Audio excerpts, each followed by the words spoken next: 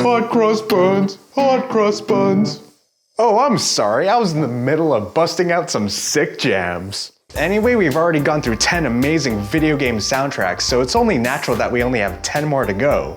And I clearly don't know what to do with my hands unless I'm holding something. So before we start and cut to the chase, remember, we're gonna be talking more about the music instead of talking too much about the games. Second of all, there's only one composer per entry. And lastly, this is not a decisive list of any sorts. Remember, it's not objective, it's subjective. There's a difference. With that being said, I think we should just continue on with this top 20 and get back to the sick jams. Hot cross buns, hot cross buns.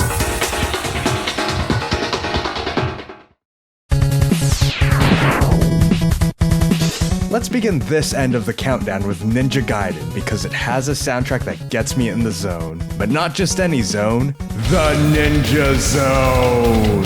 I mean, sure, we've already covered a game with ninjas in part 1, but hey, 2 ninja games are better than 1. Ninja Gaiden was definitely ahead of its time, being one of the first games on the NES to utilize cutscenes, so obviously that means there's a lot more room for different moods, but it definitely maintains a consistent tone of aggression. Ultimately, there's nothing like hearing a lively soundtrack while charging through your enemies.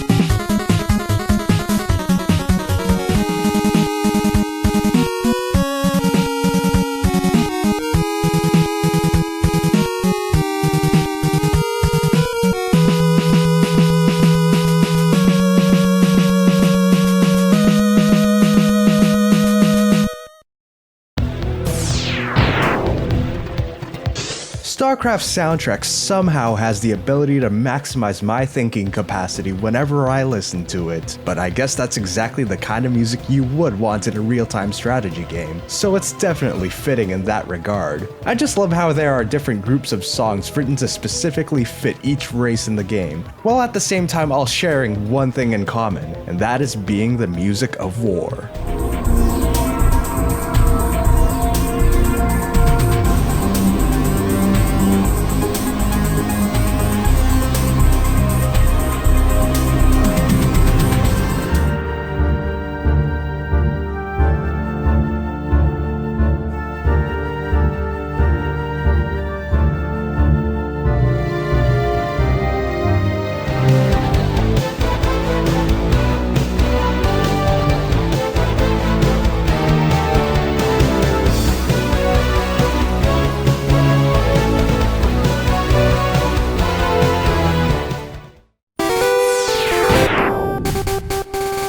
I'm not entirely sure if it's the charm it has, or if it's just my nostalgic attachment to it, but I personally feel that Pokemon Red and Blue still has the best soundtrack of the Pokemon series. The melodies are ambitious, yet it still thrives under the limitations of the 8-bit hardware. Even with all the newer generations that have followed, I still musically identify Pokemon with all the songs from Generation 1, and I think that really just speaks volumes on how iconic it was for my childhood.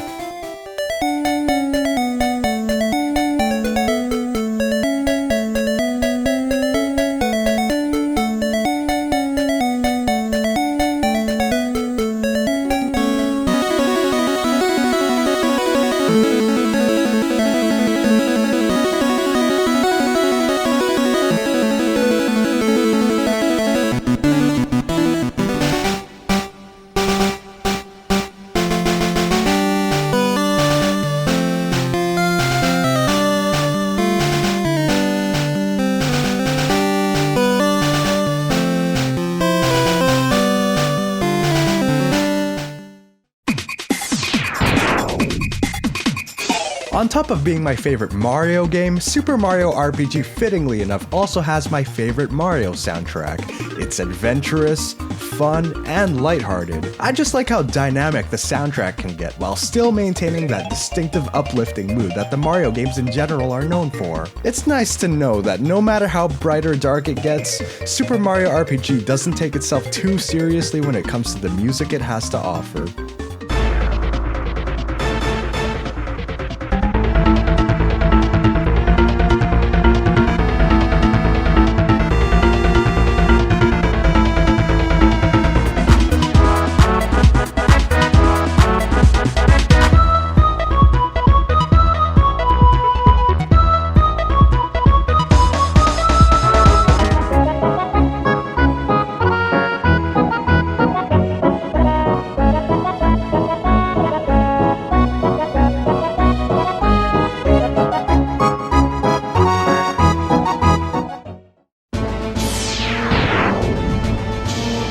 While most of the Final Fantasy series is musically associated with Nobuo Uematsu, Final Fantasy Tactics soundtrack headed down a much different road with Hitoshi Sakamoto and Masaharu Iwata composing all the songs. So instead of a soundtrack that pays homage to the original series, we have one that heads down a musical direction that has a more dramatic feel to it, and it only serves to complement the overall tone the game has to offer. With its intense orchestral arrangements, Final Fantasy Tactics definitely has an audio experience that leads to many moments of immersion for me.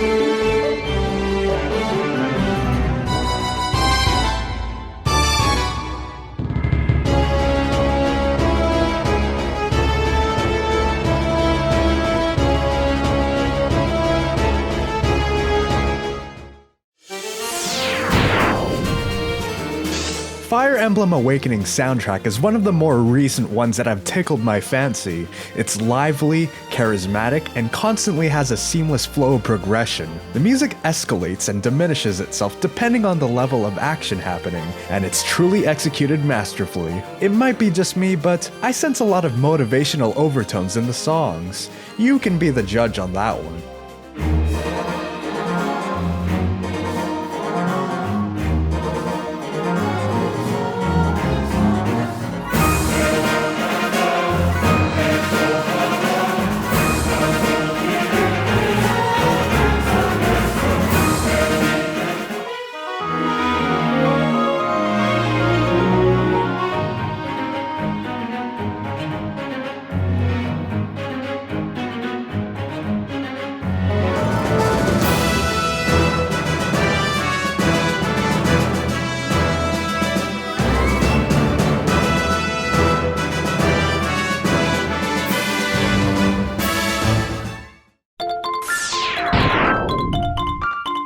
Secret of Mana is probably one of my more obvious picks here, considering that I've not only reviewed the game, but also composed the song as a tribute to it. So yeah, I guess you could kinda say that I like Secret of Mana's music.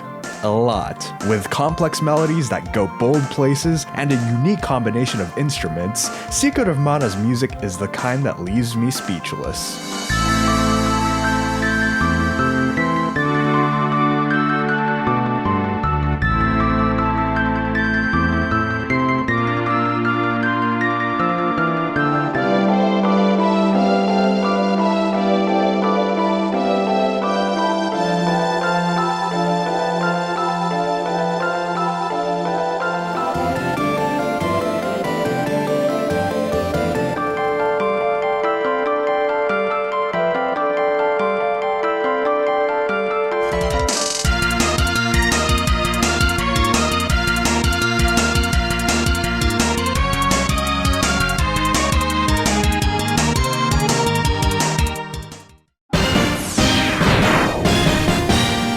The Ace Attorney series as a whole is one of the best musically sounding franchises out there, but if I'm gonna pick any game to spotlight here, it'll be the first one because it essentially sets the foundation for how the whole series sounds. It's also musically the lightest in mood compared to the rest of the trilogy, as the tone does shift in different directions as you go from game to game. But with that being said, there are still moments in the first Ace Attorney that are so masterfully scored that it still sends shivers down my spine, and I think that's a testament to how much Ace Attorney musically means to me.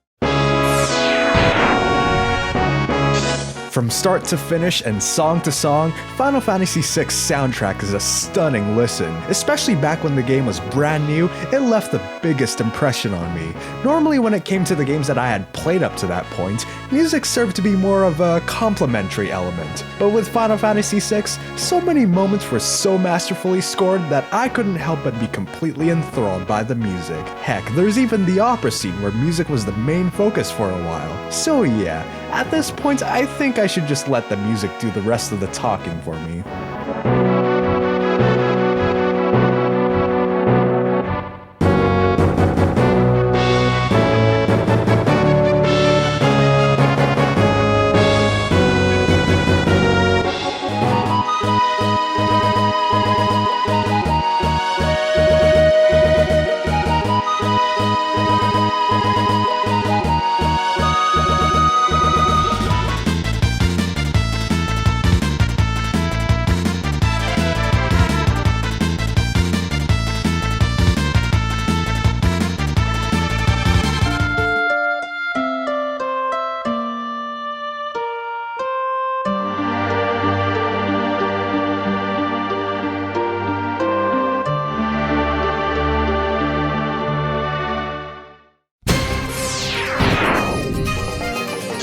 I'm sure this pick will definitely be a surprise to you because it is to me.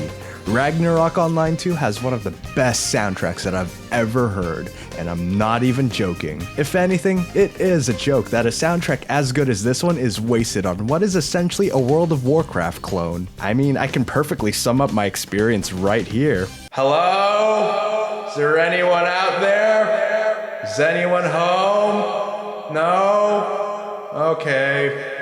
But enough about that. I honestly found the game's soundtrack because I was curious about my favorite composer Yoko Kanno and was interested to see if she had done any games. Though she's more known for her musical work in, I don't know, Escaflowne, Cardcaptor Sakura, Macross Plus, Macross Frontier, and we can't forget Cowboy Bebop. Cowboy goddamn Bebop. To my surprise, she doesn't let up one bit with Ragnarok Online 2. Her compositions give so much life even to a game that I essentially consider to be one of the most boring that I've even tried. There's something about every song that gives more life to not only myself, but everything that surrounds me. And that's exactly why it's my kind of music. Ragnarok Online 2's soundtrack is proof that great things can be found, even in the most unexpected of places.